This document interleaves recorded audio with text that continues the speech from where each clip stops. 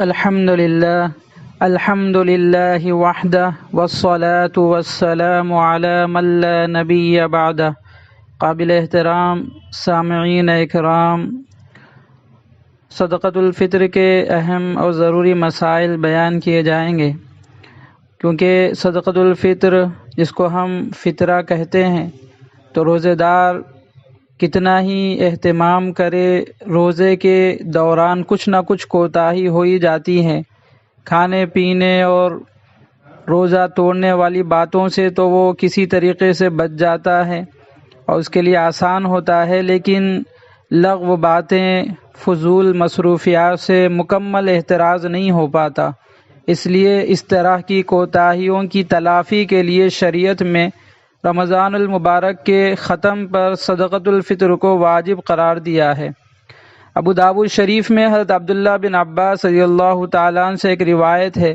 فرض رسول اللہ زکاة الفطر طہرة للصائم من اللغو والرفث وطعمة للمساکین من اداها قبل الصلاة فهي زکاة مقبولة ومن اداها بعد الصلاة فهي صدقة من الصدقات۔ نبی اکرم صلی اللہ علیہ وسلم نے صدقہ فطر کو ضروری قرار دیا ہے، جو روزے دار کے لیے لغو اور بے حیائی کی باتوں سے پاکیزگی کا ذریعہ ہے اور مسکینوں کے لیے کھانے کا انتظام ہے۔ جو شخص اسے عید کی نماز سے پہلے ادا کر دے تو یہ مقبول زکوٰۃ ہوگی، اور جو اسے نماز کے بعد ادا کرے تو عام صدقات میں سے ایک صدقہ ہے۔ اس روایت سے معلوم ہوا کہ صدقہ فطر واجب ہونے کے دو مقاصد ہیں۔ سب سے پہلا مقصد تو روزے کی کوتاہیوں کی تلافی ہے، اس لیے کہ ماہ رمضان میں روزہ رکھنے کے ساتھ ساتھ اس سے بہت سی خطائیں ہو جاتی ہیں، غیبت، گناہ اور بے حیائی وغیرہ کی باتیں ہو جاتی ہیں، تو وہ سارے کوتاہیوں کا بدلہ اور کفارہ یہ فطرہ بن جاتا ہے۔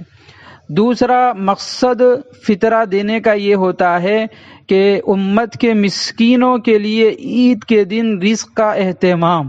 تاکہ وہ بھی اس روز لوگوں کی خوشیوں میں شریک رہے۔ عید کی خوشیوں میں مسکین اور غرباء اور فقراء بھی شریک رہیں، تو فطرہ اور صدقۃ الفطر کا مقصد یہ دو ہیں۔ اور صدقۃ الفطر میں سب سے اہم بات یہ ہے کہ صدقۃ الفطر جو مسلمان اتنا مالدار ہو کہ اس پر زکوٰۃ واجب ہو، یا اس پر زکوٰۃ تو واجب نہیں لیکن ضروری سامان سے زائد اتنی قیمت کا مال یا سامان اس کے پاس موجود ہے جس کی قیمت 52.5 تولے چاندی کی قیمت کو پہنچتی ہو، تو اس پر عید الفطر کے دن صدقہ دینا واجب ہو جاتا ہے، چاہے وہ مال تجارت کا ہو یا نہ ہو، چاہے سال اس پر گزرا ہو یا نہ گزرا ہو، اور اس صدقے کو شریعت میں صدقہ فطر کہتے ہیں۔ یہی صدقہ فطر کو ہم عوام کے اندر اور اس طریقے سے ہمارے نزدیک فطرے کے نام سے یہ مشہور بھی ہے۔ عید الفطر کے دن جس وقت فجر کا وقت آتا ہے، یعنی جب سحری کا وقت ختم ہو جاتا ہے، اسی وقت یہ صدقہ واجب ہو جاتا ہے، اور عید کی نماز کے لیے جانے سے پہلے اسے ادا کرنا ضروری ہے۔ اگر عید الفطر کی نماز سے پہلے ادا نہ کیا تو بعد میں بھی ادا کرنا ہوگا، لیکن بعد میں ادا کرنے سے اس صدقے کی فضیلت ختم ہو جائے گی اور یہ عام صدقہ بن جائے گا۔ اس لیے عید الفطر کو جانے سے پہلے بلکہ رمضان المبارک ہی میں اگر صدقۃ الفطر ادا کر دیا جائے تو زیادہ بہتر ہے، تاکہ جو غریب اور مسکین ہیں وہ اپنی ضروریات کو پوری طریقے سے مکمل کر سکے۔ عید الفطر کی نماز تک تاخیر کرنا، دیر کرنا یہ مکروہ ہے۔ غریب کیونکہ جو ضرورت مند ہے اس کی ضرورت کی طرف نظر کرتے ہوئے ہم پہلے ہی سے رمضان ہی میں ادا کرنے کی کوشش کریں۔ صدقۃ الفطر کیونکہ واجب ہے تو یہ واجب ہے تو اس کے واجب ہونے کے لیے چند شرطیں ہیں کہ کن لوگوں پر یہ واجب ہے، جب یہ شرائط پائے جائیں گے تبھی ہی صدقۃ الفطر واجب ہوگا۔ آزاد ہونا، مسلمان ہونا، صاحب نصاب ہونا۔ تو صاحب نصاب کی جو کیفیت ہے، جو تفصیل ہے، ابھی ہمارے سامنے آ چکی ہے کہ جو جس شخص کے اوپر زکوٰۃ فرض ہے اس کے اوپر صدقۃ الفطر بھی واجب ہے۔ اور ایسے ہی 52.5 تولے چاندی کی قیمت، یعنی ضروریات اصلیہ سے اتنا سامان گھر میں موجود ہے کہ وہ 52.5 تولے چاندی کی قیمت کو اگر پہنچ رہا ہے تو اس شخص کے اوپر بھی صدقۃ الفطر یعنی فطرہ واجب ہوگا۔ صدقۃ الفطر جو ادا کیا جاتا ہے وہ اصل میں 4 طریقے سے ادا کیا جا سکتا ہے۔ گیہوں کے اعتبار سے، جو کے اعتبار سے، کھجور کے اعتبار سے، کشمش کے اعتبار سے۔ ان چاروں میں سے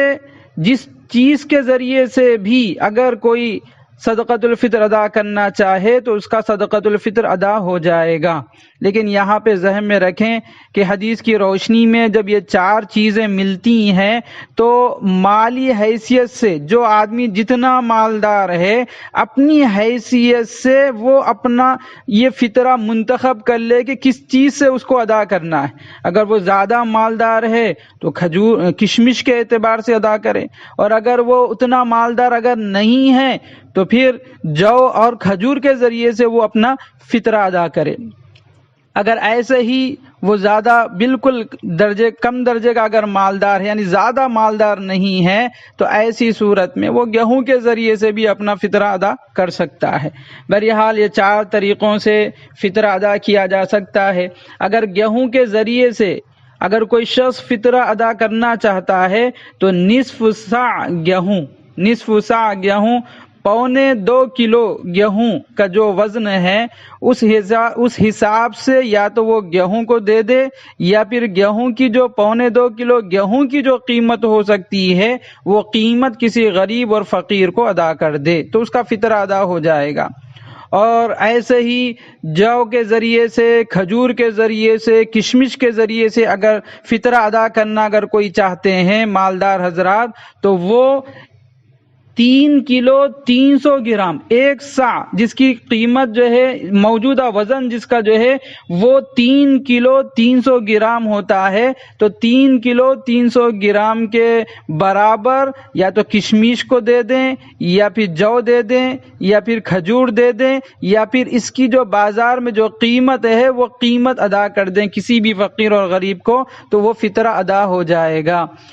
ہمارے یہاں یعنی تلنگانہ میں ضلع کریم نگر کے اندر جو گیہوں، جو، کھجور اور کشمش کا جو فطرہ طے ہوا ہے اس سال یعنی 2020 1441 ہجری میں، یہ گیہوں کے اعتبار سے ایک فطرہ 60 روپے، جو کے اعتبار سے 250 روپے، کھجور کے اعتبار سے 500 روپے، کشمش کے اعتبار سے 1225 روپے ایک فطرہ۔ تو اس طریقے سے ہر مقام پر جہاں جہاں پر بھی جو گیہوں اور دوسری اشیاء کی، دوسری چیزوں کی جو قیمتیں ہوں گی ان قیمتوں کا وہاں پر حساب لگا کر باضابطہ وہاں پر ایک فطرہ طے کیا جاتا ہے۔ جیسا کہ یہاں پر ہمارے یہاں پر کیا گیا ہے کہ گیہوں 60 روپے، گیہوں کے اعتبار سے ایک فطرہ 60 روپے، اور جو کے اعتبار سے ایک فطرہ 250 روپے، اور کھجور کے اعتبار سے ایک فطرہ 500 روپے، اور کشمش کے اعتبار سے 50 روپے ہے۔ تو جو زیادہ مالدار حضرات ہیں تو وہ غریب کا فائدہ کرنے کے واسطے زیادہ فطرہ دینے یعنی بڑی چیز کا جو، کھجور اور کشمش کے ذریعے سے اپنا فطرہ ادا کرنے کی کوشش کریں، انشاءاللہ اللہ تعالی اجر و ثواب عطا فرمائے گا۔ وآخر دعوانا الحمد للہ رب العالمین۔